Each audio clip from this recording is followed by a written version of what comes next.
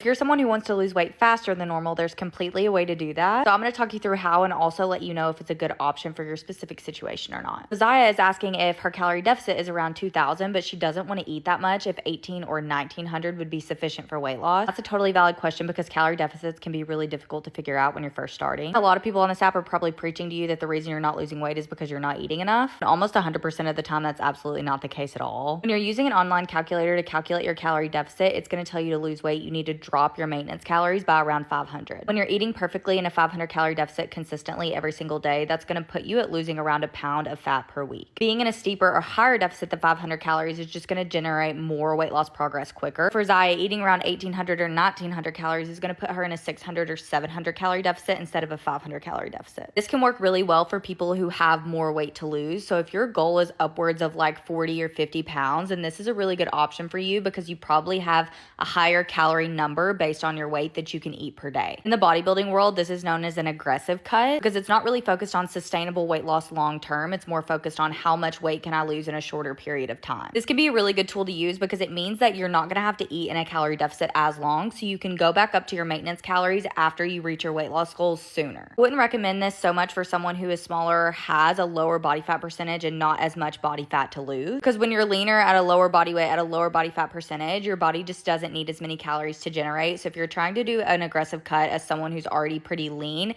it's going to be difficult because you're cutting your calories really low. It really does depend like on a person by person basis if I would recommend this or not. For example, I don't really do this for myself because that would mean that I would have to be eating around like 1,200 calories instead of my normal like 1,500 calorie. And for me, it's more sustainable to have a slower period of weight loss where it takes me longer to get there, but each day I can eat a little bit more. And it also just makes it more enjoyable and sustainable long term for me to be able to fit in the foods that I love and want. But if you're someone whose calorie deficit number is sitting around like 2,000, then that gives you a little bit more wiggle room in order to be in a steeper deficit around 1,800 and be able to do it sustainably, especially if you're volume eating and fitting a lot of foods into that deficit in order to feel full and satisfied, which is obviously what I always recommend for everybody, no matter what your calorie deficit number is. Basically, to also answer the question, like if you're not eating exactly at what your calorie deficit number is supposed to be, like if it's 2,000 and you're eating at 1,800 or 1,900 consistently every day, that's not going to cause you not to lose weight because you're not specifically hitting the 2,000. It's just going to generate quicker progress. Same thing for upping your activity level. So if your deficit is sitting around 2,000 at like moderate exercise 3 to 5 times a week, and then you decide to bump that up to 6 or 7 times a week,